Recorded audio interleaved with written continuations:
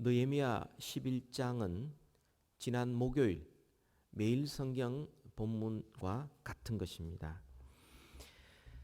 우리 교회를 생각할 때마다 저는 너무나 감사한 것밖에 없고 또 생각만 해도 참으로 기쁩니다. 우리 교회에 이제 하나님께서 목회하게 하신 지 해수로 17년이 지나가고 있는데요. 한 분 한 분을 생각할 때마다 너무 귀한 분들이다 하는 생각을 늘 하게 됩니다.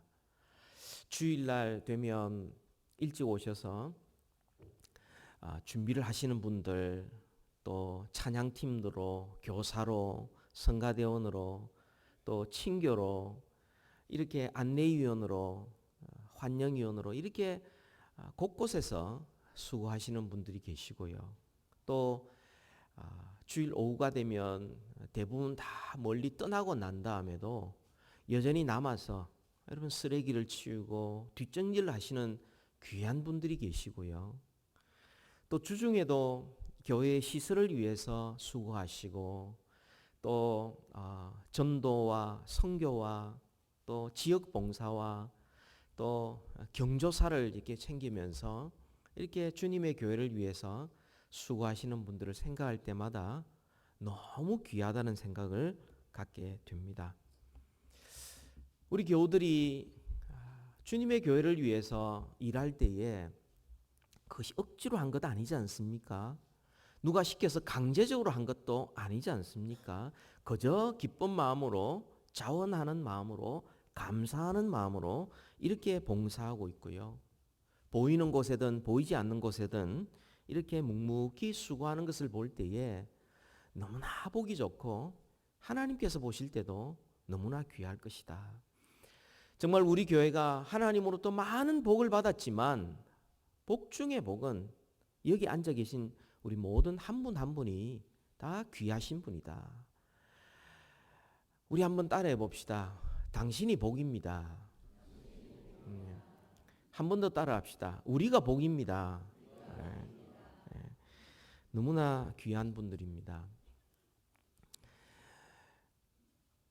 느헤미야 11장을 지난 목요일 이렇게 읽으면서요.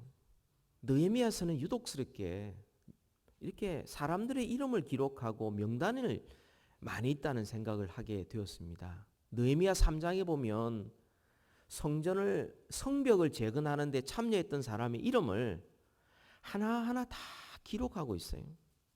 느헤미야 7장에 보면은 스룹바벨과 함께 포로로에서 돌아온 사람들의 이름이 그게 다 기록되어져 있고요. 8장에 보면 이제 수문 앞 광장에서 부흥 사경회를 할 때에 참여했던 사람들의 이름을 다 기록하고 있고요.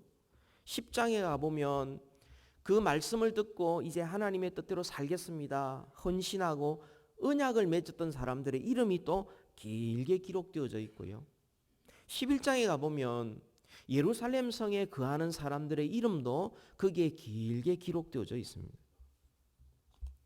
하나님께서는 이 특별히 느헤미야서를 보면서 하나님 나라와 하나님의 교회와 하나님의 일을 하는 사람들의 이름을 결코 잊지 아니하시고 하나님의 책에 다 기록하고 계시는구나, 이런 생각을 하게 되었어요. 우리가 사람이 알든 모르든 일을 하다 보면 어떤 경우는 인정해 주기도 하고 어떤 경우는 그렇지 못할 때도 있지 않습니까? 사람은 그럴 수 있어요. 그러나 우리 하나님은 하나도 빠짐없이 잊지 아니하시고 놓치지 아니하시고 그것을 다 하나님의 책에 기록하고 계신다는 사실이 얼마나 큰 위로가 되는지 몰라요. 우리 하나님 앞에 다 서게 될 텐데 그때 하나님의 책에 기록된 대로 하나님 앞에 큰 칭찬 받으시고 상급 받으시고 인정받는 우리 모두 되기를 축복합니다. 오늘 설교 제목이 만약 결국 역전될 줄 안다면 무엇이 두렵습니까? 이게 질문형이 아니고 이게 감탄형입니다. 결국 역전될 줄 안다면 무엇이 두렵습니까? 하는 이 제목으로 함께 말씀을 나누고 싶습니다. 느헤미야 6장 15절에 보면 성전을 다 완공을 해요. 포로로 돌아와서는 그들이 자기 집을 짓기 전에 제일 먼저 한 것이 하나님의 집을 먼저 지었던 겁니다. 다 지었어요. 이제 예루살렘 성을 보호하기 위해서 성벽을 지으려고 하는데 이게 쉽지 않는 겁니다. 방해꾼들이 생기고 원수들이 나타나고 온갖 방법으로 해방을 하니까 너무 힘들어서 좀 잠시 쉬었다 간다 한 것이 72년이 지났어요. 그러니까 성전을 짓고 그리고는 성벽을 짓지 못한 지가 72년이나 되었어요. 하나님께서 느헤미야의 마음을 움직이시고 그 백성들의 마음을 움직이셔서 이제 성벽 공사를 하는데 그때도 얼마나 어려운 점이 많은지 모릅니다. 그것을 하루 만에 지으려고 하느냐, 그 큰 일을 말도 안 된다. 그 너희들이 성 짓고 있는데 얼마나 헛술하냐, 여우가 올라가서 한번 휘저어버리면 다 무너지겠다. 뭐 이런 식으로 조롱도 하기도 하고 비웃기도 하고 방해하기도 협박하기도 하고, 그런데 그들은 하나님께만 집중하고 그 성벽 공사를 단 52일 만에 완공을 했어요. 그리고는 완공하고 난 다음에 하나님 앞에 말씀 읽는 가운데 그들이 잘못한 것을 깨닫게 되고 그리고 헌신을 하게 됩니다. 하나님 앞으로 이렇게 살겠습니다. 그러고 난 다음 11장에 들어오면서 그 예루살렘 성 안에 이제 사람들이 들어가 살겠다는 것입니다. 그 당시 예루살렘의 형편이 어땠느냐? 우리가 읽어본 대로 7장 4절에 보면 그 성읍은 광대하고 그 주민은 적었고 가옥은 미처 건축하지 못하였음이니라. 형편이 그랬다는 겁니다. 예루살렘 성 완전히 멸망당하고 바벨로니아에게 완전히 멸망당하고 난 다음 겨우 돌아와서 성전을 지었는데 여전히 땅은 광대하다, 이 말은 아무것도 없었다는 이야기예요. 주민은 적었다. 살 수 없는 곳이라는 겁니다. 그리고 가옥은 사람들이 살만한, 들어가 잠잘 만한, 그게 미처 준비되지 않을 그냥 버려진 땅이었다. 이런 말씀입니다. 왜 그랬을까요? 예루살렘이 왜 이렇게 되었습니까? 이유는 두 가지예요. 첫 번째로는 원수들의 공격 목표였기 때문에 그렇습니다. 성전을 지을 때도 성벽을 지을 때도 원수들이 가만두지 않았어요. 산발랏, 도비야, 아라비아 사람, 이런 사람들이 계속해서 공격을 했고 성벽을 짓고 난 다음에도 기회만 노리면 공격하려고 그랬어요. 여러분 그렇습니다. 어떤 한 나라를 공격해 들어갈 때에 먼저 수도를 점령하지 않습니까? 마찬가지예요. 그러니까 예루살렘에 수도가 형성이 되고 거기에 사람들이 모여서 다시금 그 나라가 일어나지 못하도록 원수들이 계속해서 공격을 했다는 겁니다. 예루살렘에 산다는 것은 이만큼 불안했습니다. 그래서 사람들이 다 성 밖으로 나가서 자기들이 생각할 때 안전하다, 살만하다 하는 곳에 다 자기 집 짓고 그렇게 살고 있었던 것입니다. 두 번째, 왜 이 예루살렘 성이 이렇게 되었느냐? 그것은 경제적으로 아주 어려운 상태였기 때문에 그렇습니다. 가옥이 미처 준비되지 않았다. 사람들이 없었다. 그렇다고 거기에 땅을 가지고 농사를 짓거나 목양할 수 있는 자리도 아니었어요. 그러니까 경제활동이 전혀 없었어요. 거기 들어가면 가난하게 산다는 것은 너무나 분명하다는 것입니다. 이미 다른 지역에 정착했어요. 굳이 그것을 버려두고 성 안으로 들어와서 다시 집을 지어야 되고 다시 살 길을 마련해야 되고 불안한 그곳에서 살 이유가 없는 겁니다. 그래서 예루살렘 성에 사람들이 없었어요. 그런데는 누군가가 이 예루살렘 성 안에 들어와 살아야 되고 누군가는 그 성전을 지켜야 되고, 그런데 오늘 본문의 11장에서 어떤 사람들이 그곳에 들어가게 되었다. 그 사람들이 누구냐? 어떤 사람들이냐? 왜 안전한 곳 버려두고, 왜 살만한 곳 버려두고 굳이 그 안으로 들어가고 있는가? 이유가 뭐냐?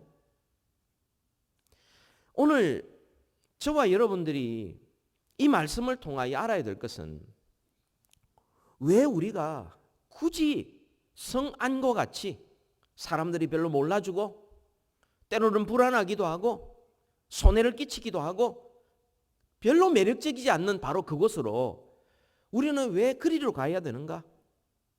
어떤 사람이 그곳에 나아갈 수 있으며 그렇게 하기 위해서는 무엇이 필요한지, 우리 말씀을 통하여서 오늘 이 시대를 살아가는 저와 여러분들이 믿음으로 산다는 게 뭔지, 하나님의 뜻 가운데로 걸어간다는 게 뭔지 같이 한번 살펴보기를 원합니다.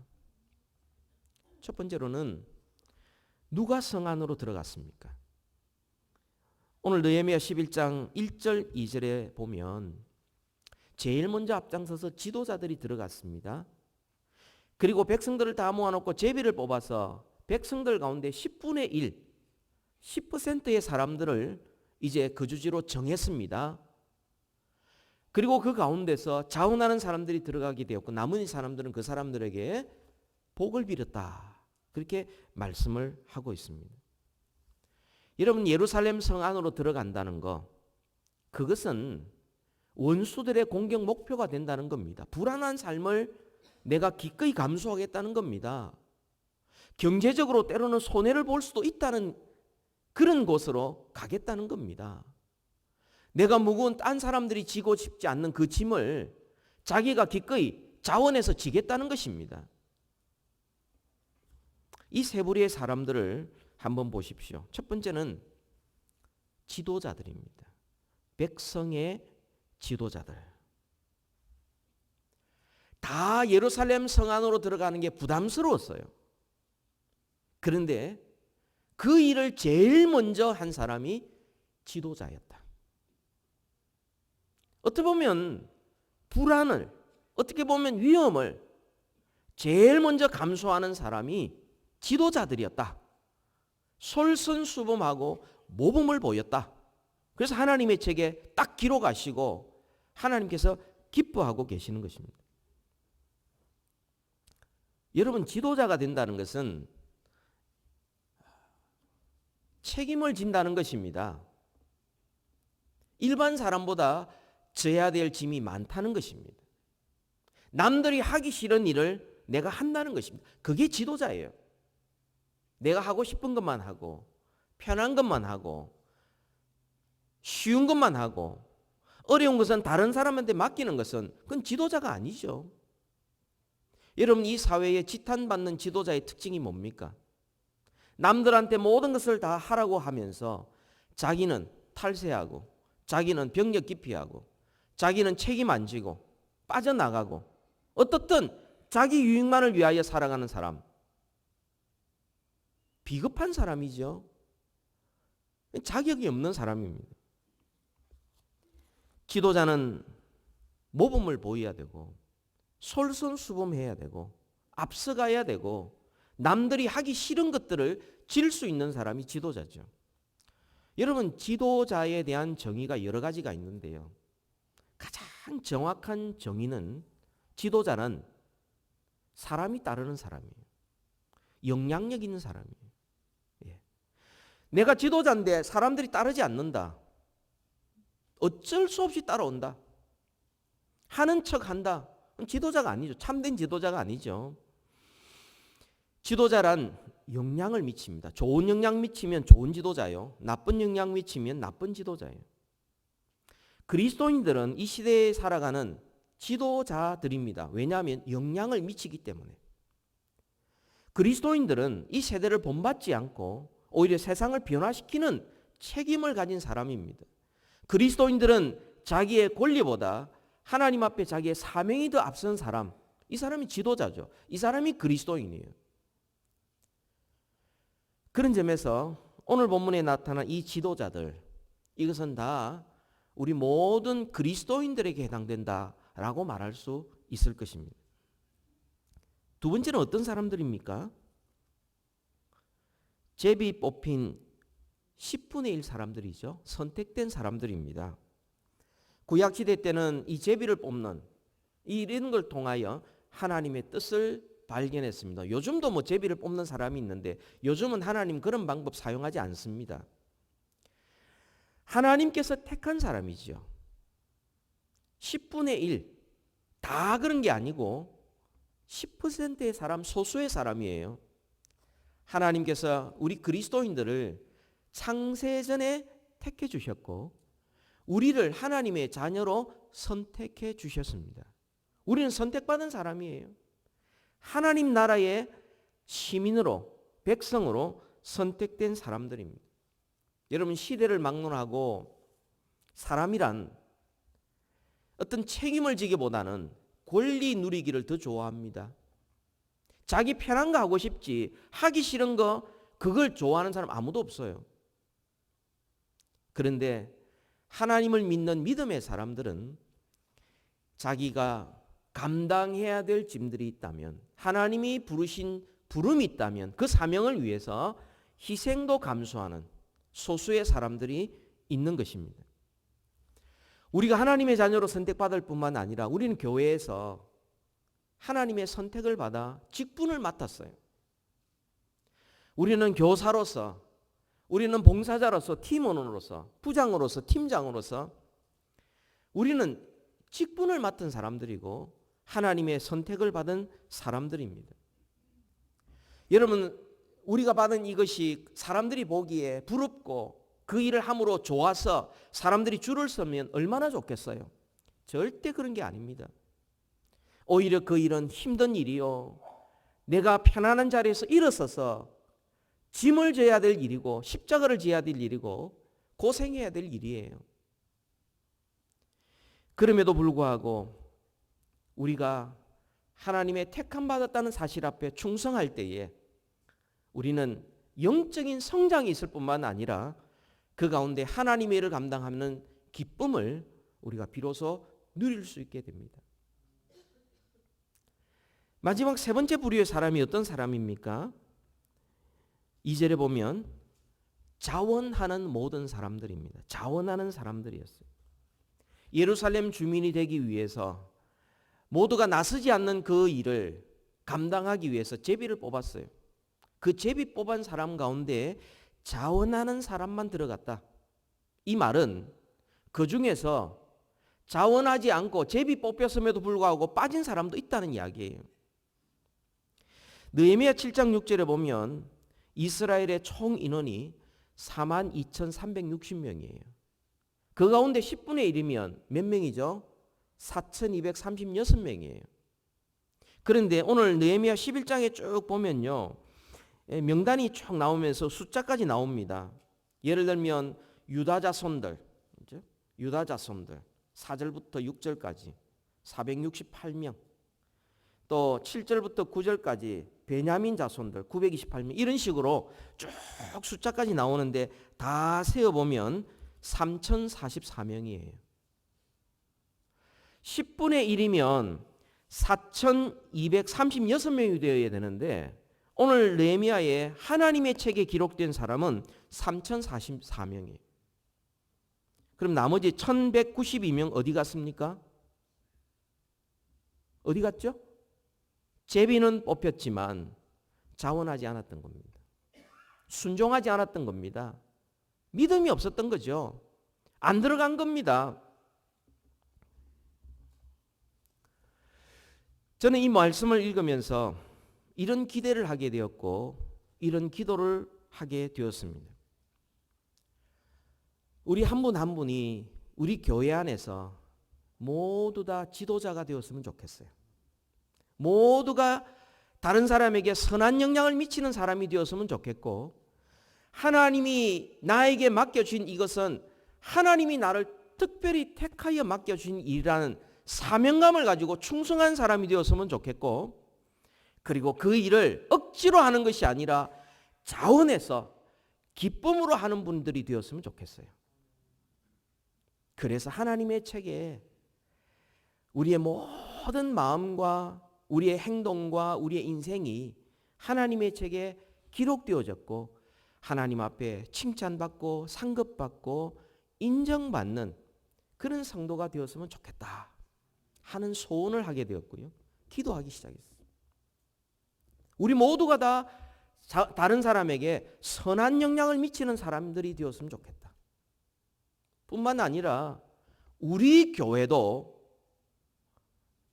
이런 선한 영향을 미치는 교회가 되었으면 좋겠다.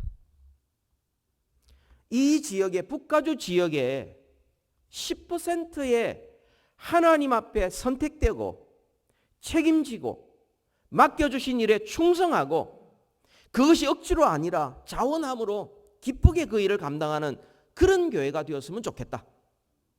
여러분이 10분의 1이라는 것이 단순히 이게 계산상에 의하면 이 산타크라라 카운티만 해도 한 28,000명 공식적인 우리 통계국에 의하면 그렇게 이야기하는데 그러면 10분의 1이면 2,800명이 되느냐? 그 이야기가 아니에요. 하나님의 일을 감당할 때에 우리가 정말 하나님의 일을 넉넉히 감당할 수 있는 그런 교회가 되었으면 좋겠다. 주의 일이라면 어떤 교회보다도 앞장서서 그 일을 감당할 수 있는 그런 교회가 되었으면 좋겠고 영혼 구원을 위해서도 앞장서서 복음의 씨앗을 뿌리고 영혼 구원의 열매를 거두고 끝나는 것이 아니라 그리스도의 제자로 세워가는 그 일에 쓰임받는 교회가 되었으면 좋겠다. 그래서 선한 영향을 미치고 그리고 앞장서고 좀 힘들고 어려움이 있다 할지라도 그 모든 것을 우리가 넉넉히 감당해야 될 줄 알고 하나님 앞에 충성하는 이 예루살렘 거민과 같은 10분의 정 인구의 10%와 같은 비록 소수이지만 하나님을 기쁘시게 하는 그런 성도와 그런 교회가 되기를 소원하는 이런 기도, 이런 기대를 하게 되었습니다. 바라기는 우리 모두도 이런 소원들이 있기를 소원합니다. 자, 그러면 왜 굳이 성 안으로 들어가려고 했습니까? 이유가 뭐죠? 그것은 원수들의 공격 목표예요. 거기에는 경제적으로 그렇게 부유하게 보장된 곳이 아닙니다. 힘든 곳이에요. 왜 그렇게 하려고 그랬죠? 느헤미야 10장 39절에 보면 하반절에 이렇게 말합니다. 그리하여 우리가 우리 하나님의 전을 버려두지 아니하리라. 왜 예루살렘 성에 들어가려고 그랬죠? 하나님의 전이 있었기 때문에. 거기에 성전이 있었기 때문입니다. 그래서 누가복음 11장 2절에 보면 1절에 보면 거룩한 성 예루살렘에서 거주한다. 이 예루살렘 성이 거룩한 성이라고 말합니다. 왜냐하면 그곳에 하나님의 성전이 있었기 때문에 그렇습니다. 여러분, 이들이 그곳에 들어가는 것은 단순히 어쩔 수 없이 들어간 것이 아니었어요. 하나님의 택함 받은 자들이 자원해서 그곳에 들어가게 되었습니다. 만약 예루살렘에 들어가지 않았더라면 경험할 수 없는 그 하나님의 깊은 은혜를 이들은 맛보게 되었고 하나님 앞에 칭찬을 받게 된 겁니다. 여러분, 예루살렘 성은 어떤 곳입니까? 아브라함이 이삭을 하나님 앞에 드렸던 모리아산, 바로 그곳이에요. 법궤가 머물렀던 바로 그곳입니다. 나중에 솔로몬이 성전을 지었던 바로 그곳. 그래서 그곳을 거룩한 성이라고 불렀던 것입니다.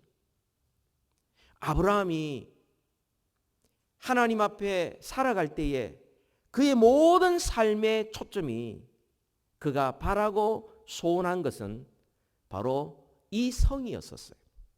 예루살렘 성. 히브리서 11장 8절부터 9절까지 보면 이렇게 말씀합니다. 믿음으로 아브라함은 부르심을 받을 때 순종하여 장래 유업을 받을 땅에 나아갈새 갈 바를 알지 못하고 나아갔다. 믿음으로 나아갔다. 왜냐하면 그 이유가 그가 하나님이 계획하시고 지으실 터가 있는 성을 바랐습니다. 아브라함이 하나님의 부르심을 받고 나아갈 때 그의 소망은 한 가지, 하나님이 계획하시고 하나님이 세우실 그 성을 바랐기 때문에 그는 본토 친척 아비집을 떠날 수 있었던 겁니다. 편안한 자리에서 일어설 수 있었고 갈 바를 알지 못하지만 하나님의 부르심 앞에 응답하며 나아갈 수 있었던 것입니다. 이 성, 거룩한 성, 예루살렘 성, 바로 이것을 사도 요한이 보았습니다. 우리 요한계시록 21장을 같이 한번 찾아서 읽읍시다.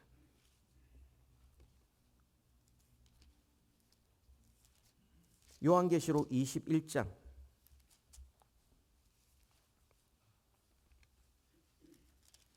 2절부터 4절까지를 같이 한번 읽읍시다. 다 같이 한 목소리로 요한계시록 21장 2절부터 4절까지 시작. 또 내가 보매 거룩한 성 새 예루살렘이 하나님께로부터 하늘에서 내려오니 그 준비한 것이 신부가 남편을 위하여 단장한 것 같더라.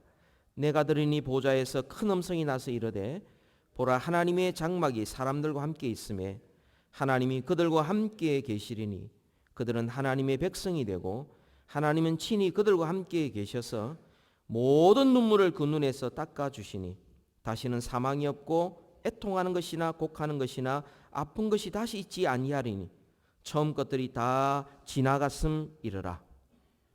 여러분 사도 요한이 본 것, 이것은 영원한 성 새 예루살렘이에요. 아브라함이 바랐던 것이 바로 이 성이었는데 그는 생전에 볼 수가 없었어요. 믿음으로 바라보고 그리고는 믿음으로 살아갔던 것입니다. 이 땅에 있는 예루살렘 성은 바로 새 예루살렘 성을 보여주는 그림자였어요. 이거는 모형이고 이게 실체예요. 이 새 예루살렘이 실체인데 그 실체 안에 진짜 성전이 있었어요. 요한계시록 21장 22절을 한 구절을 다 같이 읽습니다. 22절 시작. 성 안에서 내가 성전을 보지 못하였으니 이는 주 하나님 곧 전능하신 이와 및 어린 양이 그 성전이심이라. 아멘. 땅 위의 예루살렘 성은 하나님이 지으시는 영원한 새 예루살렘 성의 그림자였어요. 땅 위의 성전은 하나님과 그 어린 양이 성전이신 것의 그림자였어요. 모형이었어요.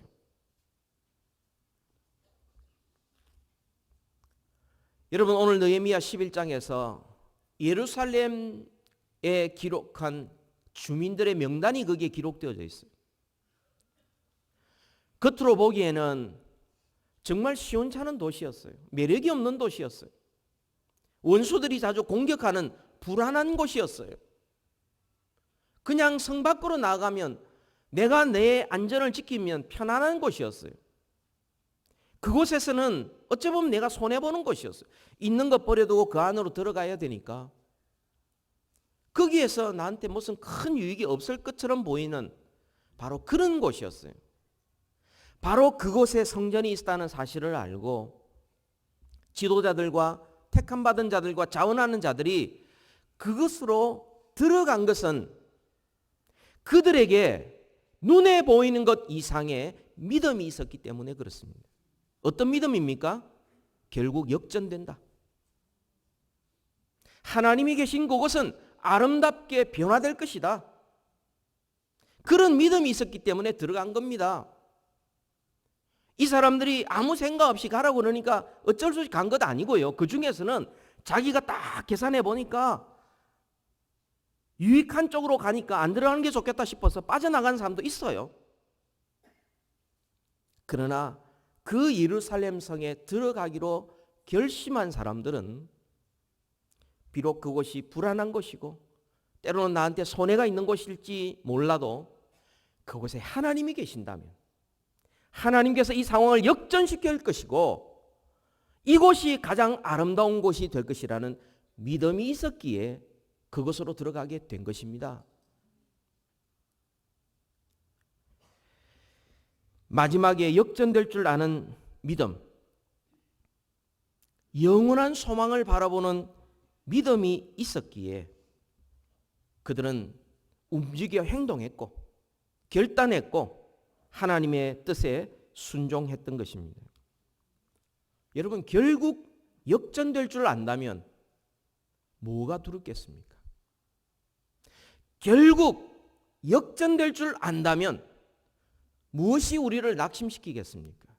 현실의 것들이 얼마나 우리를 흔들겠습니까? 무엇 때문에 하나님의 뜻을 따라가는데 주저하겠습니까? 결국 역전되고 결국 하나님이 아름답게 만드시고 결국 완성시킬 것을 믿는다면 우리가 뭘 주저하겠습니까? 문제는 그 믿음이 없으니 현실을 보면서 낙심하게 되고 현실을 보면서 계산하게 되고 주저하게 되고 눈앞의 조건 때문에 흔들리는 거예요.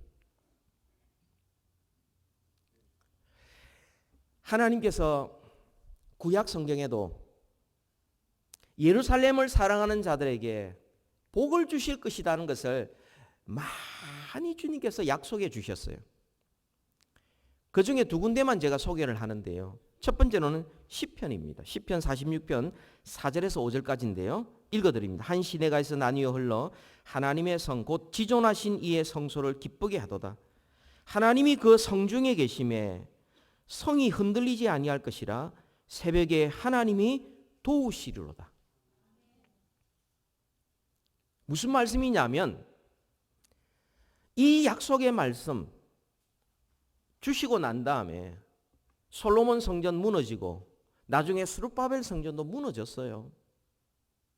이것은 앞으로 하나님이 주어질 새 예루살렘 성을 우리에게 말씀해 주는 것입니다. 하나님이 계시면 그 성은 흔들리지 아니하리로다. 안전하다는 이야기예요. 새벽에 하나님이 도우시리로다. 이 말은 새벽기도 열심히 해야 된다는 이야기가 아니고 공격을 새벽에 기습 침투를 하는 거예요. 우리가 잠잘 때에도 하나님은 우리를 지켜주시니 하나님과 함께하면 가장 안전하다는 것입니다. 지금은 예루살렘 성전밖에 없고 성벽도 없다가 이제 지어도 원수들이 계속 공격해오고 거기에 아직도 갖춰져 있지 않아서 형편없는 것처럼 보일지 모르지만 하나님이 함께하는 그곳은 마침내 하나님께서 변화시키셔서 가장 아름다운 것으로 바꿔주신다는 거예요. 또 한 가지 예루살렘을 사랑하는 자에게 주시는 복이 있는데요. 이사야 66장에 있는 말씀입니다. 같이 한번 찾아서 같이 읽도록 합니다. 한 목소리로.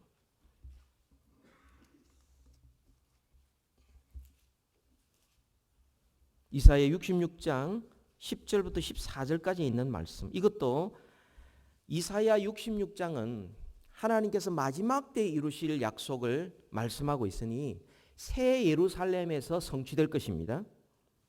이사야 66장 10절부터 14절까지를 우리 한 목소리로 같이 읽습니다. 시작. 예루살렘을 사랑하는 자들이여 다 그 성읍과 함께 기뻐하라. 다 그 성읍과 함께 즐거워하라. 그 성을 위하여 슬퍼하는 자들이여 다 그 성의 기쁨으로 말미암아 그 성과 함께 기뻐하라. 너희가 젖을 빠는 것 같이 그 위로하는 품에서 만족하겠고 젖을 넉넉히 빤 것 같이 그 영광의 풍성함으로 말미암아 즐거워하리라. 여호와께서 이와 같이 말씀하시되 보라 내가 그에게 평강을 강같이 그에게 문나라의 영광을 넘치는 시내같이 주리니 너희가 그 성읍에 젖을 빨 것이며 너희가 옆에 앉기며 그 무릎에서 놀 것이라. 어머니가 자식을 위로함같이 내가 너희를 위로할 것인즉 너희가 예루살렘에서 위로를 받으리니 너희가 이를 보고 마음이 기뻐서 너희 뼈가 연한 풀의 무성함 같으리라. 여호와의 손은 그 종들에게 나타내시고 그의 진노는 그의 원수에게 더하리라. 여러분, 이게 요한계시록 21장 22장에 성취되는 겁니다. 그 성에 들어가는 사람들은 겉으로 보기에는 원수들이 자주 공격해요. 사람들이 별로 많지도 않고요. 황폐해져 있고요. 그렇게 아름답고 매력적인 곳이 아닙니다. 그럼에도 불구하고 하나님이 함께하는 그곳은 마침내 하나님이 바꾸셔서 그곳에 기쁨이 있고 만족이 있고 평강이 있고 번성함이 있고 위로가 있고, 하나님께서 그 새 성 예루살렘에 있는 사람들에게 주님께서 그 눈에 눈물을 닦아주신다. 눈물만 거두는 게 아니죠. 이 말씀은 그들의 눈물을 닦아주시고 그에게 그 눈물을 이기고 남는 기쁨을 허락해 주시고요. 그들의 무릎을 일으켜 세우신다. 이것은 단순히 그냥 겨우 서 있을 정도가 아니라 하나님 앞에 기뻐 뛰노는 수 있는 하나님의 그 기쁨과 그 은혜를 무한히 부어주신다는 말씀이고요. 거기에는 더 이상 질병이 없다는 말은 아프지 않고 이대로 산다는 것이 아니라 그 모든 질병이 감당할 수 없는 그 능력과 지혜와 완전함을 허락해 주신다는 것이고요. 거기에는 사망이 없다는 말은 단순히 죽지 않는다는 정도가 아니라 하나님과 함께 영생을 누리게 된다는 약속의 말씀. 누구에게 있느냐? 참 성전이신 하나님과 그 어린 양 되시는 예수 그리스도와 함께 할 때에 하나님 모든 상황을 역전시킬 겁니다. 세상의 모든 높아진 것 낮추실 것이고요. 주를 위하여 흘리는 눈물들을 주님께서 닦아주시고 우리를 위로하시고 기쁨을 주실 것이고, 우리를 주님과 함께 영광의 보좌에 앉으셔서 영원토록 왕노릇하게 만들어 주실 것입니다. 결국 역전될 줄 안다면 우리가 주를 위한 희생 뭘 주저하겠습니까? 이 땅에서 주를 위한 수고 못할 이유가 어디에 있습니까? 무엇 때문에 우리가 낙심하고 무엇 때문에 우리가 흔들립니까?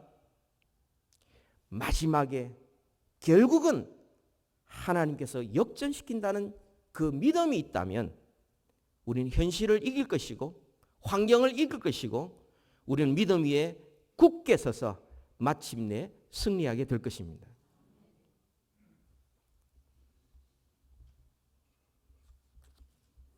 하나님이 우리와 함께 하시면 우리는 현실의 모든 조건과 상황을 이길 수 있습니다. 하나님이 우리와 함께 하시고 그리스도께서 성령으로 우리와 함께 하심을 안다면 우리 자신은 새 예루살렘의 주민인 줄 알고 우리는 선한 영향을 미치게 될 것이고 하나님의 택함 받은 자답게 살아가게 될 것이고, 우리는 자원하는 심령으로 억지로 하거나 강제적이 아닌 주를 위하여 기쁨으로 충성봉사 다하게 될 것입니다.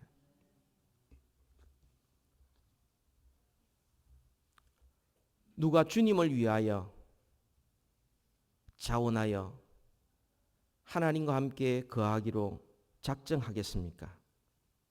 누가 하나님과 함께 살기로 결단하겠습니까?